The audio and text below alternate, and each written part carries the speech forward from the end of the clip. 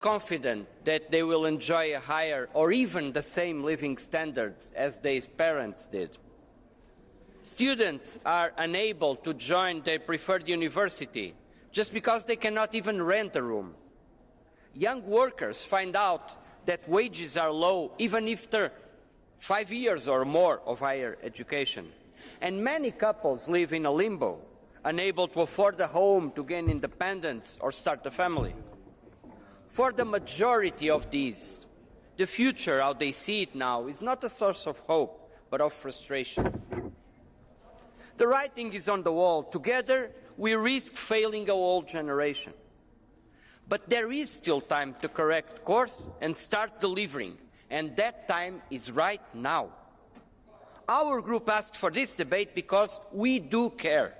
We care for this young generation, and we think that Europe has to be part of the solution. That is why the Socialists and Democrats defend a housing plan that ensures affordable and decent homes for all. Europe needs more social, public, cooperative and affordable housing. This includes more European funding and better conditions for long-term public investment, but also changes to the state aid regime defining housing as a service of general economic interest. We need better legislation, more investment. But Europe is also the European Central Bank, and the ECB should look at the consequences of their current policies. People are suffering and inflation has already come down significantly. The evidence is clear now. We risk a over-tightening of the monetary policy and a recession as a consequence. Each percentage point of unemployment in Europe is 2 million people suffering. We shouldn't accept this. The cost of living crisis already left many people with lighter grocery bags, but heavier bills. It is hard to be positive about tomorrow when life gets so difficult today for so many people. That is why our political family brought forward the Bring the Bills Down initiative, asking for direct support to the citizens. We are paying attention. We care. And these daily struggles are not only the field where Europe can make a difference. In fact, we must continue to act and act much earlier and provide solutions for a better quality of life. We stand by the committees that brought the social pillar into a reality. The Porto Summit was not just a beauty contest for nice pictures with the good weather. We said it by then. It needs to continue to deliver concrete results. It means prioritizing better jobs with fair wages. Let us improve the youth guarantee and impose a ban on unpaid internships to ensure young people enter the job market swiftly and with better conditions. The agreement reached last night, and I want to praise you, Commissioner Schmit, and you, Elisabetta Gualmini, and so many that were there. This agreement regarding the platform workers legislation, it's a great victory that we should celebrate as a parliament. This means less precariousness, labour rights for millions of workers that were deprived or still are deprived from any protection. We fought for it hardly. We were fighting for many youngsters in Europe that live in this reality. We are proud to say that we delivered on that promise just this evening. But we are here also to fight against poverty, particularly the poverty of children. The child guarantee must be the backbone of social policy, ensuring every kid has access to proper conditions. Colleagues, making Europe more social is not just the right thing. It's also the smart thing. Time and time again, our citizens speak out loudly and they say they want a more social Europe. Our message is clear. You can count on the Socialists and Democrats to build a Europe that works for the young people because we care. Thank you. Thank you very much. And now I would like to invite, on behalf of the Council, the State Secretary for European Affairs, Señor Navarro Ries. The floor is yours, please. Muchas gracias, Presidenta. Señor Comisario, Señorías, gracias por esta oportunidad de intercambiar impresiones sobre la estrategia de la Unión Europea para los jóvenes, siguiendo el informe de su Señoría. Como saben, el Consejo, el pasado mes de mayo, adoptó unas conclusiones sobre la dimensión social de una Europa sostenible para la juventud y señaló que los jóvenes son uno de los elementos que dan fuerza a nuestras sociedades, además de ser impulsores del cambio. El año pasado fue el Año Europeo de la Juventud, que incluyó un amplio abanico de iniciativas que nos proporcionaron mucha información sobre los retos a los que se enfrentan las generaciones más jóvenes. Cada vez resulta más complicado conseguir un empleo o proseguir los estudios. El desempleo juvenil sigue siendo sistemáticamente 2 veces más elevado que el desempleo general y, al mismo tiempo, la pandemia nos ha recordado las consecuencias desproporcionadas que tienen las crisis del mercado laboral para la juventud. Si bien en la mayoría de los Estados miembros las normas por las que se rige el acceso a la protección social no tienen en cuenta la edad, determinadas carencias y obstáculos son más significativos para la juventud. Un informe reciente muestra que las principales deficiencias en lo que respecta al acceso a las prestaciones están relacionadas con la edad y la situación profesional. Como ha recordado su señoría, en 2013 la Unión introdujo la garantía juvenil. Los Estados miembros se comprometieron entonces a crear programas para garantizar que las personas jóvenes de hasta 25 años recibieran una oferta de empleo, educación o formación continua de calidad en un plazo de 4 meses después de abandonar los estudios o de estar desempleados. La iniciativa ha tenido un éxito enorme. Más de 24 millones de jóvenes se han inscrito y más de 14 millones han aceptado una oferta. Yo creo afirmar que ha sido uno de los grandes éxitos del pilar social de la Unión Europea y una de las excelentes iniciativas de la Comisión en este sentido. Basándose en estos buenos resultados, los Estados miembros asumieron en 2020 un nuevo compromiso de ayudar a las personas jóvenes de toda la Unión a través de la garantía juvenil reforzada, por la que se ampliaba el grupo destinatario a personas de hasta 30 años y se preveía una mejor inclusión de los grupos vulnerables, como las personas jóvenes con discapacidades. Sobre financiación. El Fondo Social Europeo Plus es el principal instrumento de financiación para hacer realidad esta garantía juvenil reforzada. Y también se pueden utilizar los fondos, como bien saben, de los mecanismos de recuperación y resiliencia y de REACT-EU, Unión Europea. La garantía juvenil reforzada es también un nexo de unión fundamental con la cuestión de las capacidades digitales. Permítanme que aborde ahora la cuestión de la vivienda asequible, a la que más en particular se ha referido su señoría. Es un reto fundamental para los ciudadanos europeos en general, pero que afecta muy particularmente a la juventud. El acceso a la vivienda es una necesidad y probablemente el paso más importante para una participación plena en la sociedad y una vida independiente. En las conclusiones del Consejo sobre la dimensión social de una Europa sostenible para la juventud, adoptadas en mayo de este año, se señalaba que las condiciones de vida y de vivienda son requisitos previos esenciales para las que personas jóvenes puedan desarrollar una vida propia y vivir de forma sostenible. Las recomendaciones específicas por país del año 23 de este año incluían el reto de proporcionar viviendas asequibles y los Estados miembros se han comprometido a adoptar medidas estratégicas en este sentido. Además, colectivamente, el Consejo, recuerdo que hace un mes, en noviembre, los ministros de Vivienda se reunieron en Gijón, en España, para abordar la cuestión de la vivienda y el desarrollo urbano. Y en la declaración allí adoptada, los ministros subrayaron la necesidad de reforzar el apoyo al impulso y a la aplicación de políticas que faciliten el acceso a una vivienda asequible para todas las personas. Puedo asegurarles, señoría, que las necesidades de la juventud en nuestras sociedades son y seguirán siendo una prioridad del Consejo.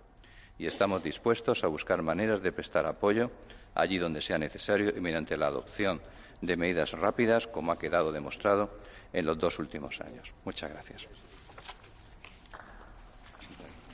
Muchas gracias, señor ministro. Muchas gracias. Now I would like to invite to the floor Commissioner Schmit. The floor is yours, please. Madam President, honourable members. Only 2 months ago, this House held a debate on decent housing for all. All over Europe, people face challenges linked to the housing and cost of living crisis. This is a major concern of Europeans and particularly of young Europeans. Looking at the market developments in the past years, house purchase prices in the EU increased by 37%, between 2010 and 21, and rents went up by 17%. The housing cost overburden rate has gone beyond 11% on average, mainly in cities. Recently, inflation and the increase in interest rates have had a sizable impact on rents and mortgages. Yes, the share of the population at risk of poverty or social exclusion, though not remaining broadly constant over the past years, is nevertheless at a very high level, with more than 90 million Europeans at risk of poverty. Given the repeated shocks and crises, effective policies and exceptional social transfers have permitted to avoid a major worsening. However, the risks of housing exclusion and poverty have increased for vulnerable and low-income households, especially when coupled with energy poverty risks. And the difficulties to afford decent housing are also an issue for medium-income households in numerous locations. Some groups are more at risk than others, and this concerns young people in particular. Young people are more likely to live in overcrowded households, to spend 40% or more of their income on housing. For young people, having a house is often the first step towards independence. However, the lack of affordable housing remains a crucial barrier in this respect. In May this year, Eurofound reported that 3/4 of member states have a housing first approach inbuilt into their national systems, but have not yet reached sufficient scale. The same report recalls that affordable housing policies must not increase inequalities. Ownership support often benefits people with higher income more than those with lower incomes, who, by the way, have no own assets. We are well aware that young people with low incomes may be particularly vulnerable in that respect. The access to affordable and decent housing is also an essential condition for young people to be independent and found a family. We should not forget in that context also about the most extreme form of housing deprivation, homelessness. The Federation of National Organizations working with the homeless estimate that 895,000 people, about 1 in every 600 people in Europe, are living rough in shelters or temporary accommodation. These numbers are staggering, and studies indicate that this phenomenon is still increasing in the majority of member states. As the European Commission, we have a role to play. The Commission has been promoting better housing policies in member states, including in the context of the European semester. Unfortunately, there are no quick fixes to housing shortages or high rent and house prices.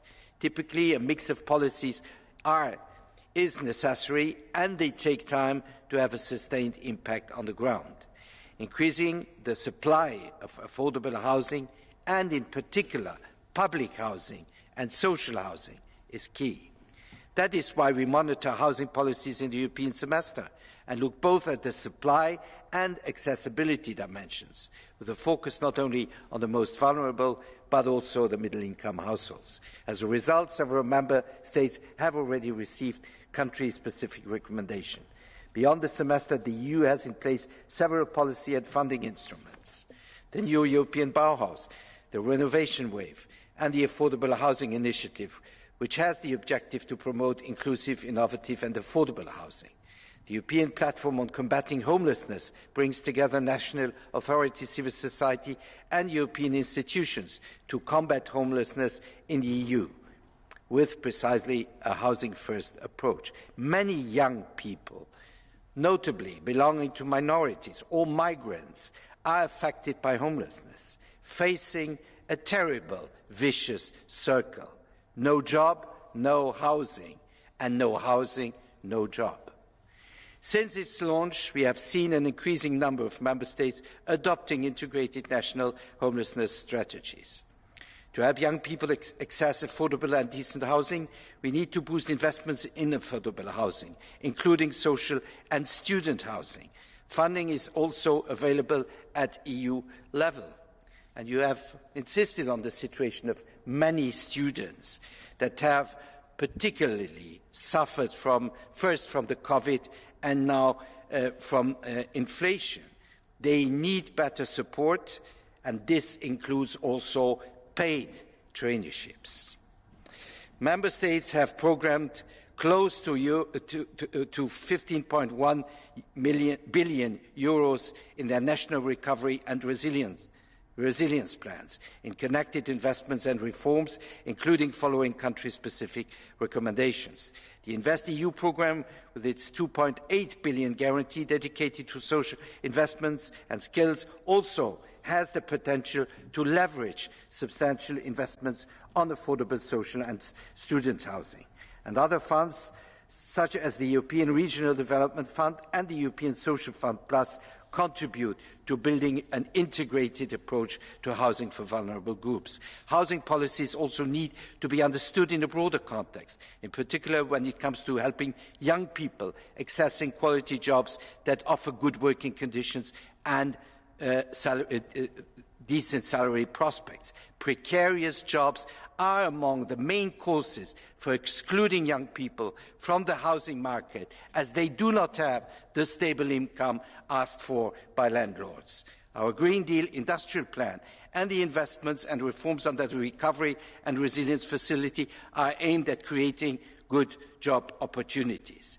The reinforced youth guarantee, which has already been mentioned, supports young people in gaining work experience and developing the right skills. Many young people are also willing to start their own business. The Commission launched, together with the OECD, the Youth Entrepreneurship Policy Academy to support them. These are just a few examples of the ambitious actions that we are taking to support Member States. Looking ahead, we have to focus on the implementation of the European Pillar of Social Rights that in Principle 19 foresees, I quote, access to social housing or housing assistance of good quality that shall be provided for those in need. Now it's the moment to do so. Thank you. Thank you very much, Mr. Commissioner. Now we start the speakers on behalf of the groups. So first, on behalf of the European People's Party, colleague Mrs. Walsh, the floor is yours.